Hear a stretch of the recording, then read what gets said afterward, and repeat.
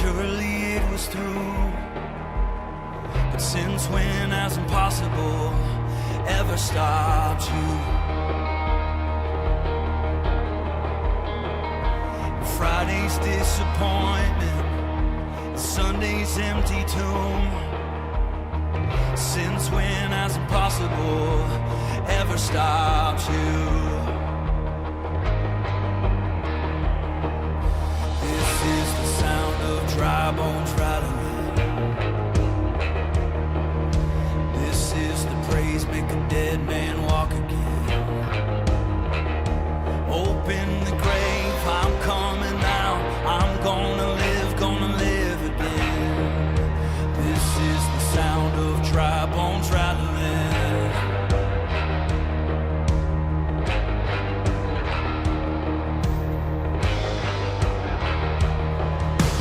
Pentecostal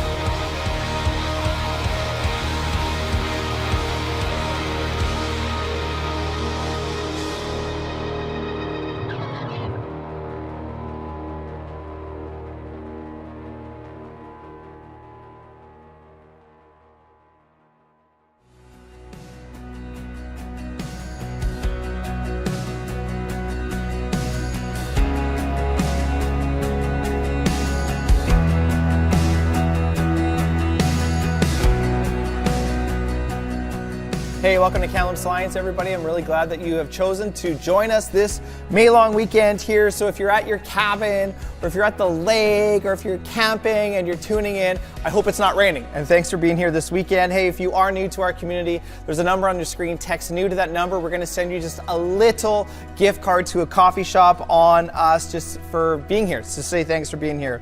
Hey, Missions Month continues here in May.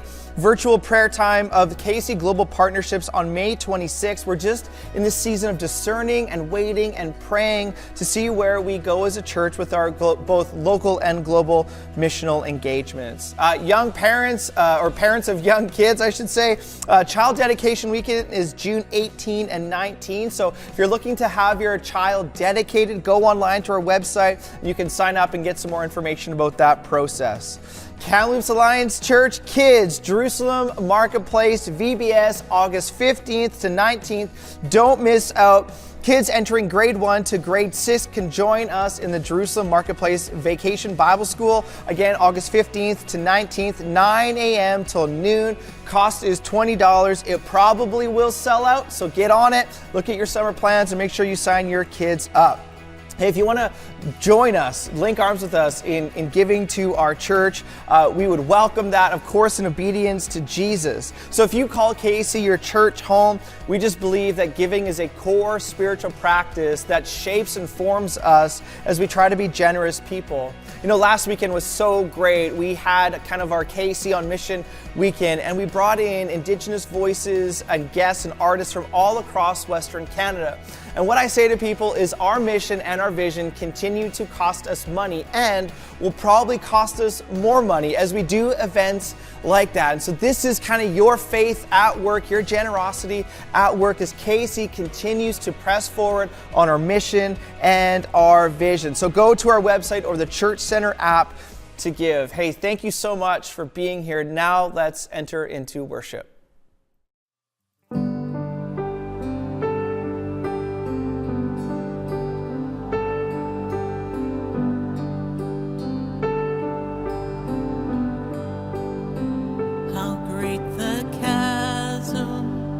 That lay between us, how high the mountain I could not climb. In desperation, I called to heaven and spoke your name into the night.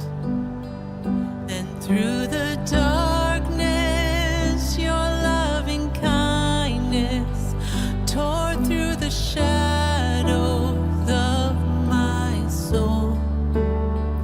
Beautiful Savior, I'm yours forever. Jesus Christ, my living hope. Who could imagine so great a mercy? What heart could fathom such boundless grace? The God of ages stepped down from glory to wear my sin and bear my shame. The cross has spoken, I am forgiven. The King of Kings calls me his own. Beautiful Savior, I'm yours forever. Jesus Christ, my living hope. Oh, hallelujah, praise the one who set me free. Hallelujah, death has lost its grip on me. You have broken every chain. There's salvation in your name. Jesus Christ, my living hope.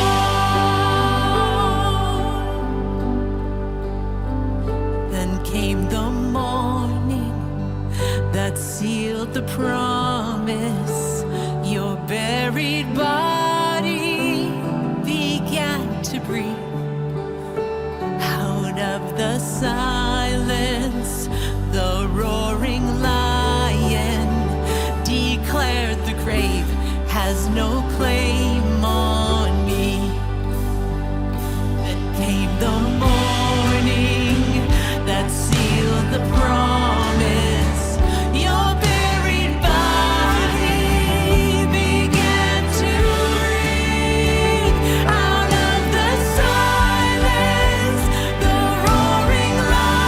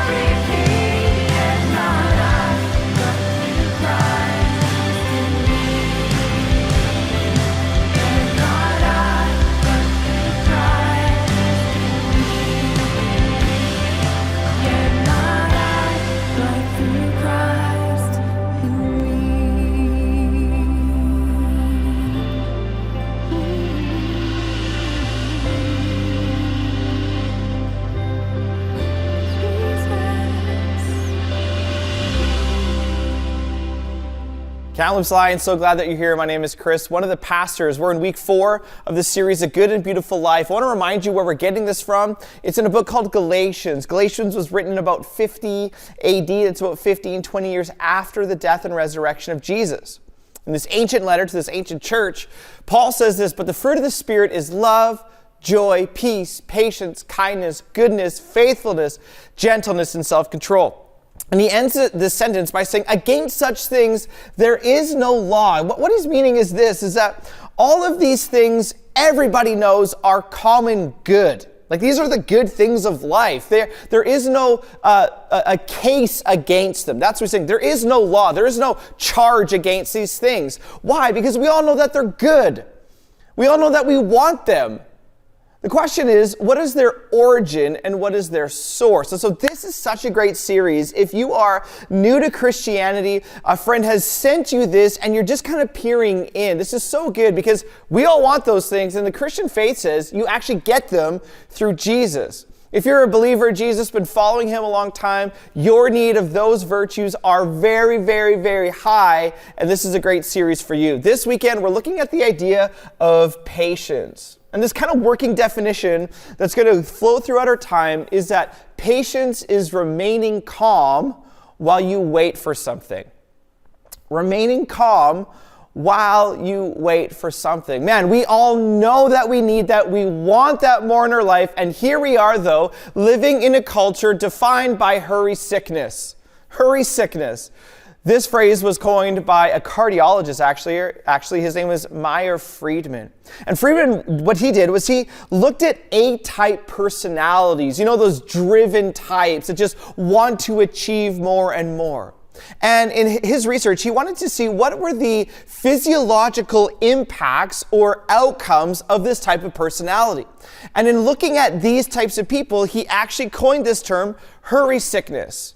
Here's some other definitions that we can use as we think about patience, remaining calm while waiting for something, and our culture of hurry sickness. Here's a definition. A behavior pattern characterized by continual rushing and anxiousness. Anxiousness, rushing more and more. A malaise in which a person feels chronically short of time and so tends to perform every task faster and to get flustered when encountering any type of delay. This is the person who is drinking their coffee, putting on their makeup, and honking at somebody who is stopped at a red light. That's the image, right?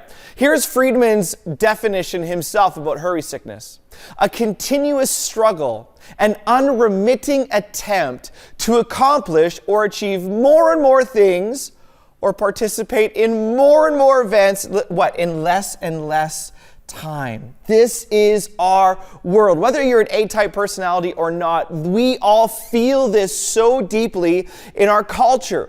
So we have here the virtue of patience in a culture of hurry. And we all have this hurry sickness. There's another book called The Time Cure, and these psychologists actually write about some of the ways that this hurry sickness manifests or presents itself in our lives. The first way that they say this actually manifests is in the checkout line at the grocery store, right? When you have 15 items or less, right? And you go to first of all, the express checkout line. We can't wait for the other checkout lines because we have 15 items or less, right? So we're in the 15 items or less checkout line, and then you're thinking, okay, which one is going to get me fastest through this line? They say that's a sign of a hurry sick culture. Second way is the multitasking to the degree or to the point where you've actually forgotten what you're supposed to do. And so this is kind of the person where you open their computer and there's about 40 different browser windows on the internet, and there's different things going on in all of them, and then you realize, I don't know why they're all open in the first place. That is a sign of a hurry sick culture. The third one is when you're in traffic, right? Now here in Kamloops, you don't experience this as much, but Lower Mainland friends, you know what this is like. When you're in traffic and you're kind of seeing which line, you're darting in and out, in and out, in and out, in and out. One of the evidences of my hurry sickness was in 2011, I did a program in Seattle, and I was living in Coquitlam at the time. So once a month for about 3 or 4 days, I'd drive down to Seattle for a program for education, and then I'd have to drive back. Well, driving back, I was excited to get home to my wife and to my kid. And so I would go at the highest time of travel getting into Canada at the border, right? So I would go up and I would say, okay, which line is going to be the one that's going to get me through the border the fastest? Sometimes I had to wait for like 3 hours. And listen to me, it seemed like every single time I chose the wrong line. So if you ever go through the border with me, don't ever ask me which line, because I always seem to choose the wrong one, where the person just kept passing me as they were getting through the border. These are evidences of a hurry-sick culture in the face of the virtue of patience. So my guess is that in your life, in some way, whether you are a retiree or whether you're like in grade 5, that you feel this anxiety, this pressure, that we are all overburdened, overworked, panicked, hurried, anxious, and ultimately impatient. So we have to ask, what is going on? This good and beautiful life and the virtue of patience, where do you get it? What is its origin or its source? What I want to do is I want to help us think about this both culturally and scripturally. There's a book called The Way of the Modern World by Craig Gay. Great book, a little bit academic. If you're interested in trying to analyze our secular world, I couldn't recommend the book enough. The Way of the Modern World by Craig Gay. What he says is that our world is characterized by control, secularity, and anxiety. Let me lead you through it. The first is that our world is defined by control. Control through what? Control through technology. Control through technology. That we all have an iPhone or a smartphone of some way or some device that helps us organize our lives. And so hear me, I'm not downing these things or I'm not being disparaging. They've been great. But the myth is that you actually can control your life through technology. And what does technology do? The point of technology is not to slow you down, but to speed you up. It's to make you more productive, more efficient, right? So I have on my watch an Apple Watch that can track everything about my day. How many steps I take, how many calories I burn, and how many hours I can stand or have stood that day. Now, it's a great, helpful tool, but what is its point? The point is to make me more aware and more efficient, and underlying all that is control. I can control my health through activity. And that's good, of course, you can. But the idea that we can control everything is actually a myth. And so control through technology leads to what? Secularity. That if I'm the one in control, there's no need for God. If there is a God, he is not involved, he is unaware, and really has nothing to do with my everyday life. Control through technology leads to a secularity. There is no God. If there is one, he is a deistic God. He's up in the clouds or on his rocking chair. He is not involved, or he does not care. And this idea of secularity is that I am the primary person in the universe. If there is no God, it is all up to me, which Gay says leads to anxiety. It's all up to me. That I have control of all areas of my life, including my health, my relationships, my vocation, my education, my sexual. It's all up to me. God is distant or he doesn't care. And so it's all up to me. And what does that lead to? It leads to impatience. Because if I am the one who is ultimately responsible for every outcome, every efficiency, every productivity in my life, I want that life now. The good and beautiful life is all up to me. I am in control because I can create it. You see how that works? Our world is characterized by control, secularity, which leads to this anxiety because it's all up to me, right? If we're waiting upon God for the good and beautiful life, then that leads to patience. But the human condition and the human experience is one of what? Not delayed gratification, but instant gratification. If I can create the good and beautiful life, then I want it that now, and I cannot wait for it. This is an impatient culture. As we think through our culture, this is what the narrative, the script that we read. It's all up to you, and you create your best life, the good and beautiful life now. Is this the only narrative that we can get? No. I want to think through this, help you think through this scripturally.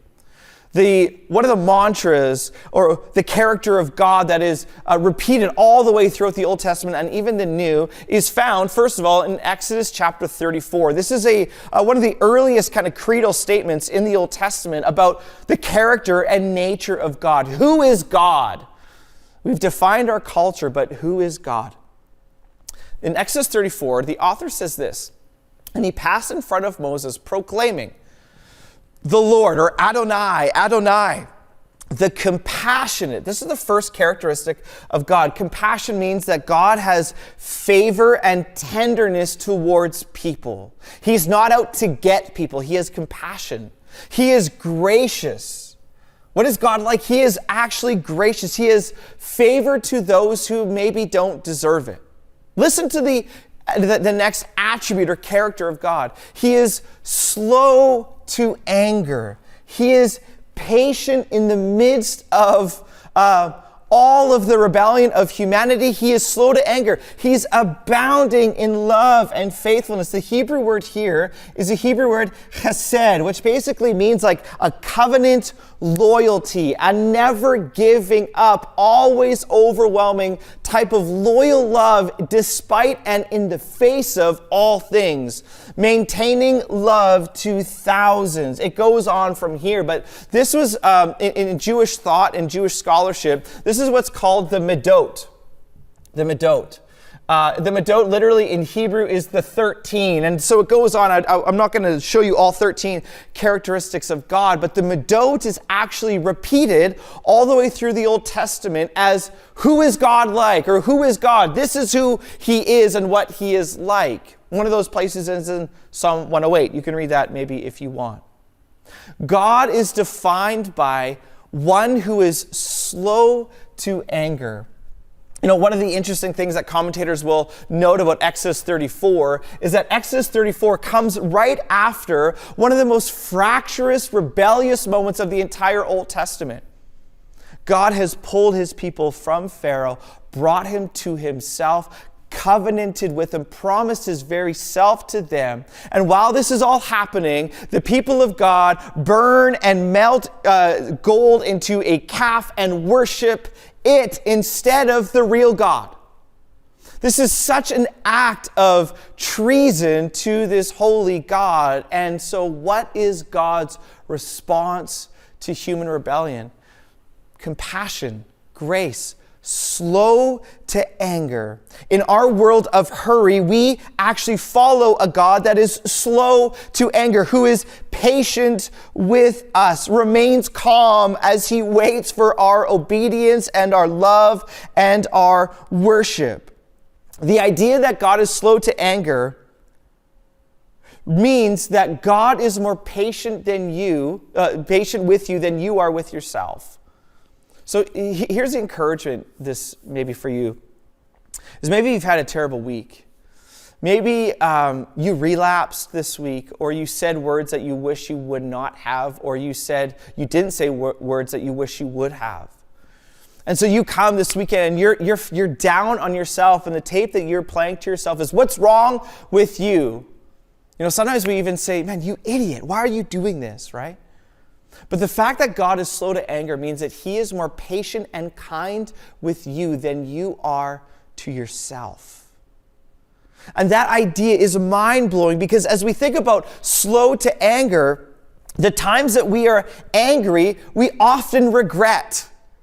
That our impatience with ourselves, with our world, with the people in our world leads to regret. I wish I would not have done that. You never see this in who God is. That our impatience leads to anger, and God is not like that. He is slow and patient with you as you struggle and fumble your way through your life, my friends. He loves you more than you love yourself. This is the Medot. This is the creedal affirmation of who God is. He is patient with you and patient with us. The nature and character of God is fully seen in the person of Jesus.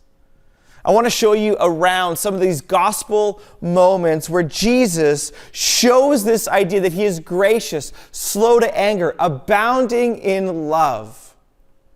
The question I have for you is, how do you feel when you get interrupted? How do you feel when you get interrupted?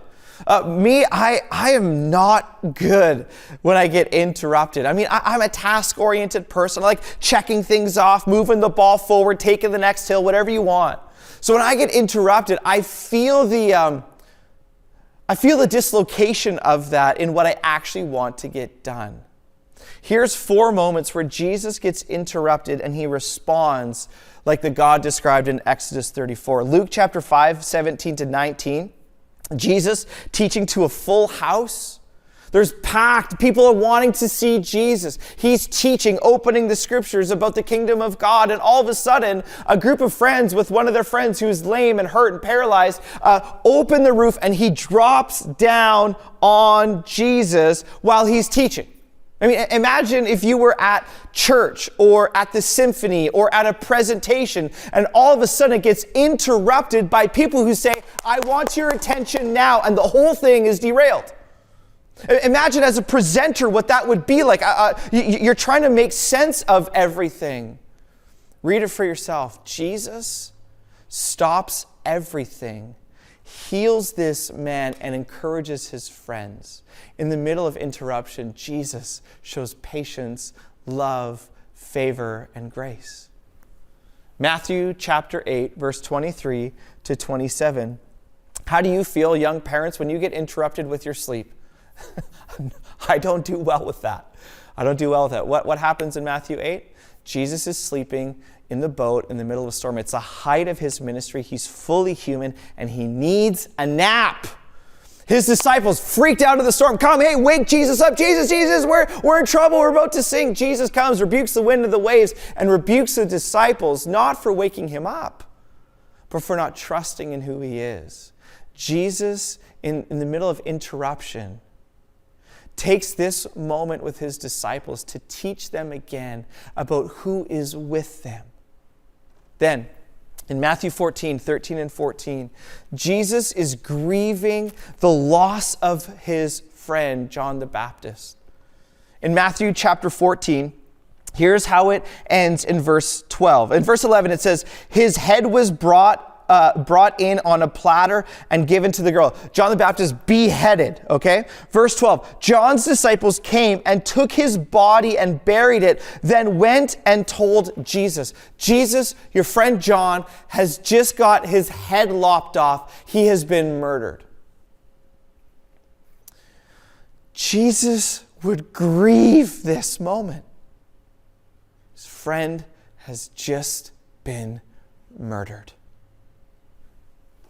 In the middle of his grief, it says this in verse 13, when Jesus heard what had happened, he withdrew by boat privately to a solitary place.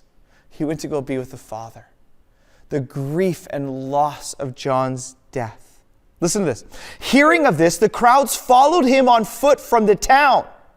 When Jesus landed and saw a large crowd, he had compassion on them and healed their sick. In the midst of Jesus' grief, imagine going to a widow's house, knocking on the door and inviting yourself in so that they would serve you. It would never happen, at least in our culture. And yet here, in the midst of Jesus' grief, large crowds with enormous needs, heals their sick, and later in the chapter, feeds them. Why? Because he is slow to anger. He's abounding in love and favor towards people. Mark chapter 5, verse 21 to 24, Jesus is again interrupted. That Jesus' interruptions are actually interrupted itself. Jesus gets out of the boat and all of a sudden, boom, large crowd, interrupted. So he starts to teach. In the middle of that interruption, another interruption comes. Jairus comes and pleads with Jesus to go heal his daughter. Jesus' interruptions also get interrupted, and Jesus goes and heals Jairus' daughter. Who and what is God like? He is slow to anger. He is patient. He is kind. He's abounding in love. You see that most clearly in Jesus. And it's in Galatians 5, again, where we see this idea that the fruit of the Spirit is love and joy and peace and patience. In the middle of our hurry culture, overburdened, panicked, and anxious, we follow one who is slow to anger and abounding in love for you and me, who is patient with us in the midst of our struggles. Remaining calm while waiting for something is a fruit of the Spirit. It's an evidence of the life of God in your life. He shares his patience with you, and you share it with others.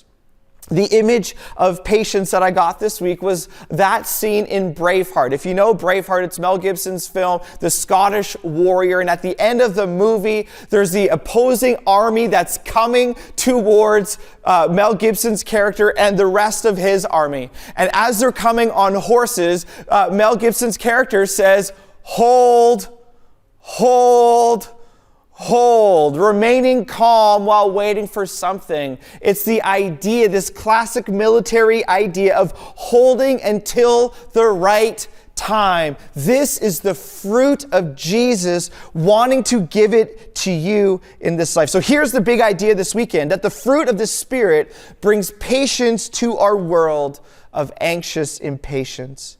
And this inner transformation will improve every aspect of your life.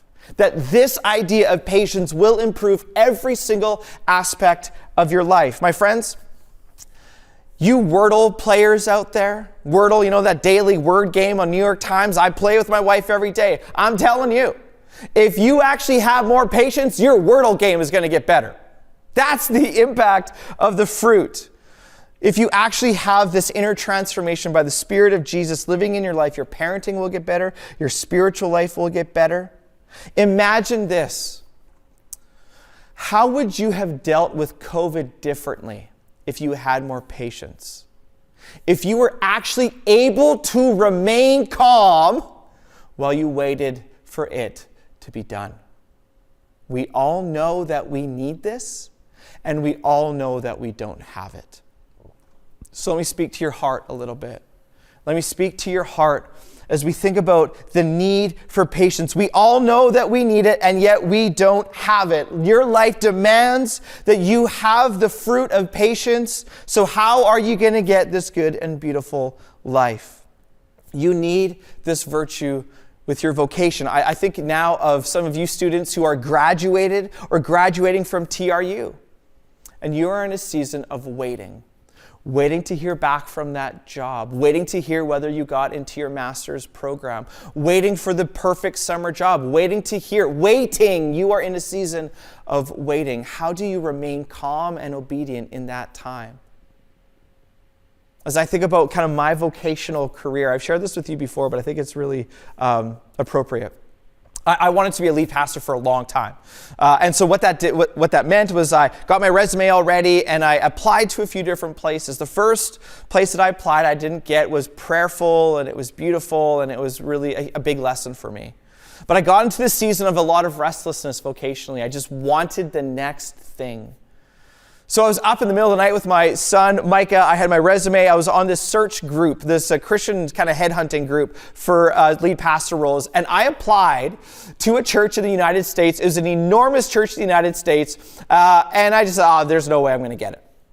So a week later, didn't pray about it, didn't talk to Chris about it. A week later, I'm on a date night with Chris, and I say, oh, by the way, I applied to this place to be the lead pastor. There's no way I'm going to get it, but just so you know. She's like, what? You applied to move our family to the United States? You never told me? I'm like, yeah, it's not going to happen.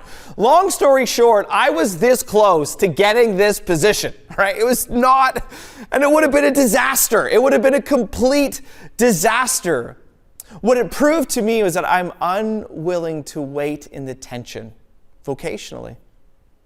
I was unwilling to just wait upon the Lord for the right thing. And by God's grace and wisdom, I didn't get it, and I ended up here. You need patience vocationally. You need patience relationally. For those of you, as we talked about marriage for 3 months, you're in a tough season of your marriage. And you want to be further ahead, you want to be closer, you want more connection, and yet you're not feeling it. This tension and this restlessness leads you to look at every other option. Maybe I should get out, but I think what you need is patience. Wait. There's a better season ahead. For those of you who are parenting, you need patience like crazy. For those of you who are grandparents, and you're looking at your grandkids, and you're like, this is a mess. They're rebellious. They don't know the Lord. What do you need? You need patience. You need to remain calm, prayerful, and obedient as you wait. For those of you who have young kids, you need patience as you remain calm as it seems to take your child 25 minutes to put on their shoes or get out the house. You need patience. Spiritually, we need patience. As we think about apprenticeship to Jesus, we need this virtue of patience with ourselves. You know, I've been around our tradition, evangelicalism, for a long time, and we love, as evangelicals, kind of the fast transformation story. I was this, and then all of a sudden this happened, and then my life was changed forever. And can that happen? Should that happen? Do we celebrate when it happens? Yes, absolutely.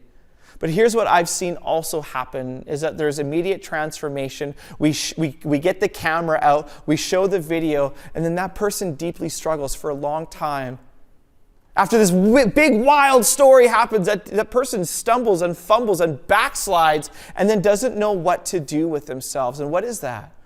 We love the instantaneous transformation story. It's possible, but sometimes we, in our tradition, highlight that too much.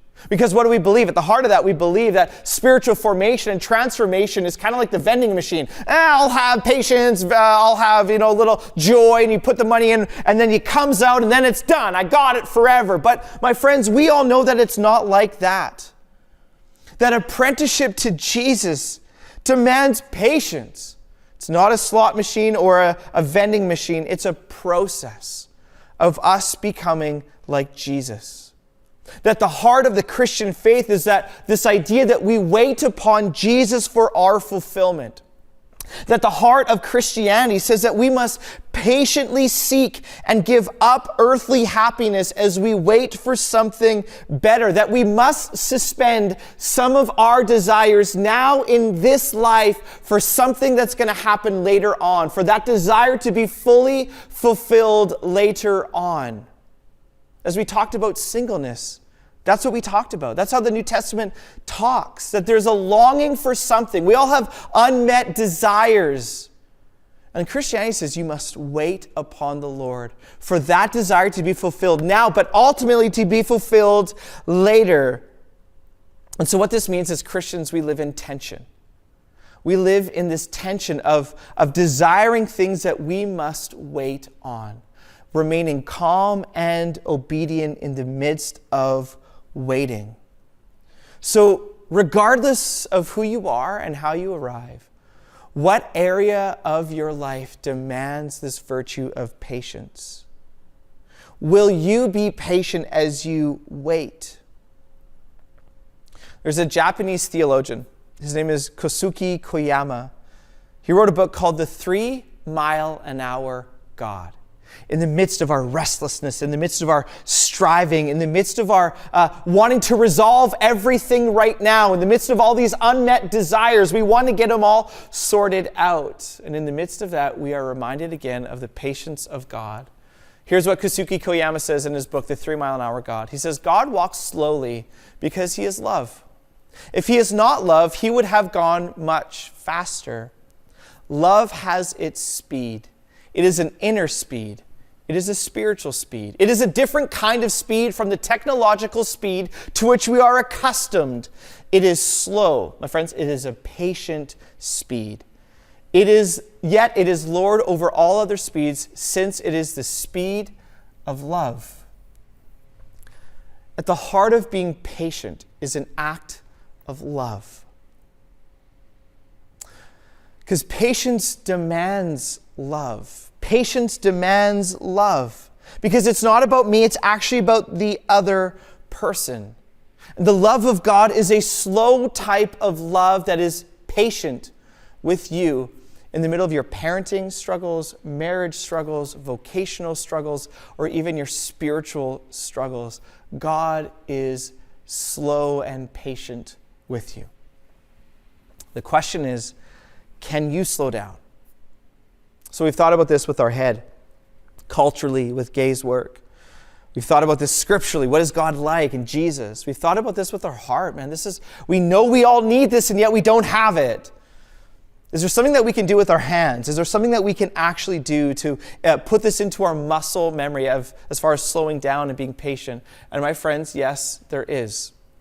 Yes, there is. I want to give you 2 practices now that can hopefully ingrain this or challenge this or grow this a virtue of patience in your life. The first is the idea of Sabbath. My friends, Sabbath teaches you patience. Sabbath means to stop.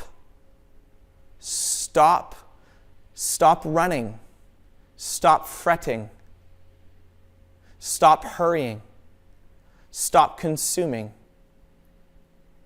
And start instead focusing in on your soul. See, Sabbath was ingrained in the heart of the rhythm of life. You work 6 days and 1 you rest. This is the rhythm of creation and the gift given to us as Jesus followers. Sabbath teaches you to walk at the speed of love. To deny the fact that the best life is actually one that you create. And that life has to be lived now. Sabbath teaches you that the emails and the phone calls can wait. It teaches you that life is best lived in relationship with God, not on the margins, but at the core of your life. Sabbath is this unhurried posture towards all of life. And my friends, it is the antidote to our hurry-sick souls. Sabbath is the weekly practice of patience that becomes a part of our muscle memory. I've heard somebody say that if you don't practice Sabbath willingly, you will have to practice Sabbath because it is imposed on you because you've burnt out. Because you were overburdened, you were overworked, you were anxious, and you were in a hurry for way too long. You were designed to walk at the speed of love and to slow down. 6 days, giver, but 1 day you must slow down. So I want to give you this graph. Restfulness through Sabbath or restlessness through our hurry culture. Which one more describes you? Do you have margin or are you always busy? Sabbath teaches us to slow down. Our culture tells us to hurry up. Restfulness gives us peace and quiet. There's a relentlessness of our culture through noise. Deep relationships through rest. Isolation through relentlessness, always doing more meetings, more evenings out. Time alone on Sabbath to think and process. And the relentlessness of the crowds, the delight of Sabbath, of stopping and enjoying relationship with God and with others, or the distraction of your device and notifications. The enjoyment of just time, unhurried time, or the envy, I want more, in the comparison game. The clarity of Sabbath or the confusion of our culture. The gratitude, oh, look at all that God's given me. Or the greed, I must do more and achieve more. Contentment or discontentment. Trust or worry. Love or anger and angst. Joy or sadness. Peace or anxiety. Working from love, that Sabbath teaches, or working for love. Work as contribution or work as accumulation and accomplishment. How do you become more patient, my friends? You practice Sabbath. Slowing down, enjoying. The second way is through the Eucharist or communion, which is what we're going to do as a practice this weekend. This is a centering core practice for Christians, including our church. And I just want to intro this with John 13:1. It was just before the Passover festival, John writes. Jesus knew that the hour had come for him to leave this world and go to the Father. This is the verse that stuck out to me this week. Having loved his own who were in the world, listen, he loved them to the end. John 13 is the beginning of the passion narrative of Jesus, that he is about to go to his death. That Jesus, with his disciples, who were frustrating, who were slow, who didn't get it, full of mistakes and pride and prejudice and all of the effects of sin, doubts, misgivings, fights, inner turmoil, Jesus loved his own who were in the world, he loved them to the end. To the end. So you and I love up to a limit. It's often when we are betrayed where we stop loving. When that person annoys us or slows us down. When they don't do what we want or say what we want or act the way we want, then we stop loving. The heart of Christ for you is that he loves you as he loved his disciples all the way to the end. To the end of what? To the end of his own death. See, the clearest picture of God's patience is with your sin and my sin. And Jesus here in John 13:1 looks ahead at the cross of the torture, of the pain, and he loves us all the way through to the end. Jesus looks ahead to the abandonment of the Father and still loves you to the end. That Jesus bore. That he took on physical death, torture, and pain for you and I, for our misgivings, for our sin, for our rebellion. And because of Jesus' love, unending, patient love for you, we can trust in him for all that he has done and all that he promises for us. That we bring him from the margins of our life to the center. And it is up to him as we wait on him. As the resurrection proves that all of Jesus' promises are true, that he is alive and he deeply cares. And so this is a weekend where we gather around the bread and the cup, and we remember again of Jesus' patient love for you demonstrated on the cross.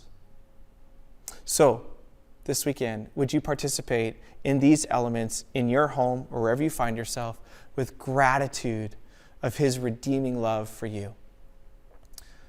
Jesus, I'm grateful that you have been patient with me in my restlessness, in my discontentment. Lord, I pray that you would search us, that you would find the ways in which we are trying to control too much. Thank you for forgiving me and us of the outbursts of anger that have come from our impatience, whether that's with our kids or with our career, whether it's with our spouse or another important relationship, Lord.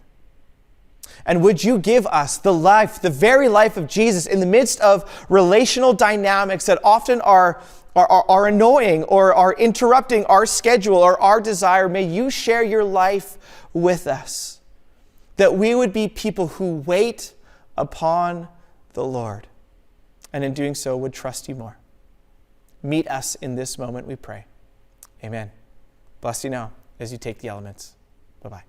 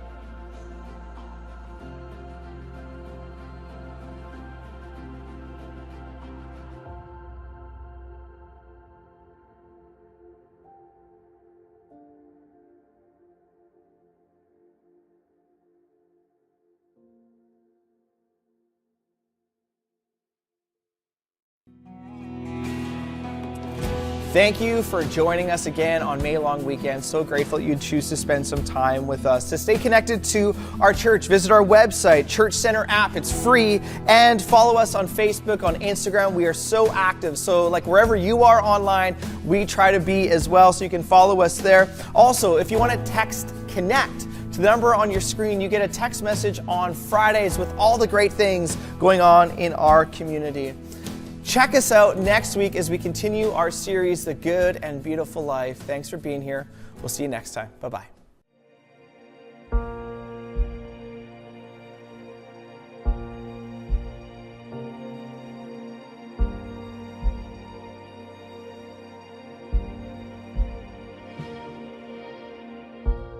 Unreserved, unrestrained, your love is wild.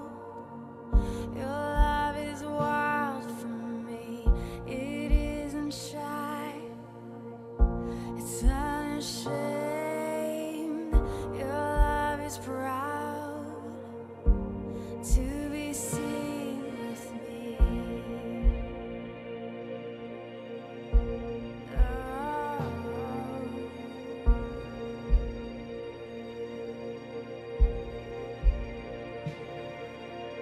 You don't give your heart in pieces.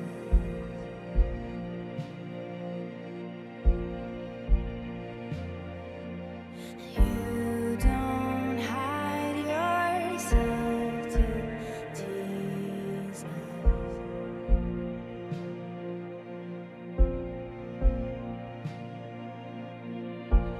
Uncontrolled, uncontained, your love is a fire burning bright for me. It's not just a spark, it's not just a flame.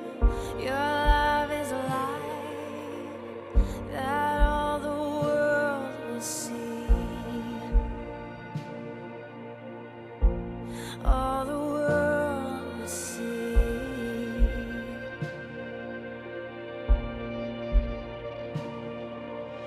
You don't give your heart in pieces.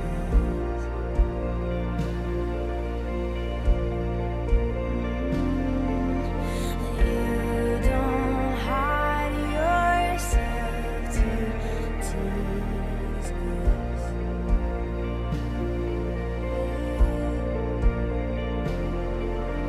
You don't give your heart in pieces.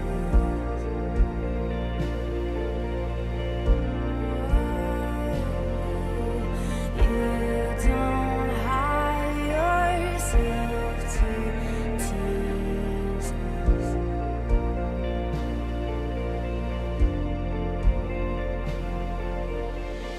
Your love's not fractured. It's not a troubled mind. It isn't anxious.